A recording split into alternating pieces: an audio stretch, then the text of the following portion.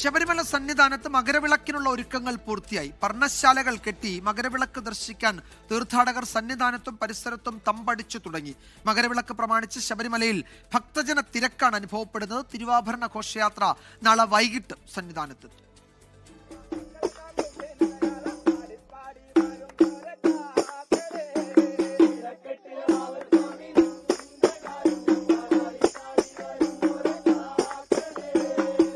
രണ്ട് ദിവസമായി പർണശാലകൾ കെട്ടി അയ്യപ്പ ഭക്തർ സന്നിധാനത്ത് തന്നെ ഇടം പിടിച്ചിരിക്കുകയാണ്.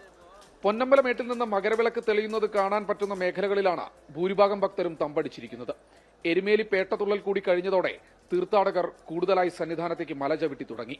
പന്തളം കൊട്ടാരത്തിൽ നിന്ന് അയ്യപ്പന് ചാർത്താനുള്ള തിരുവാഭരണവും വഹിച്ചുള്ള യാത്ര നാളെ വൈകിട്ടോടെ സന്നിധാനത്തെത്തും.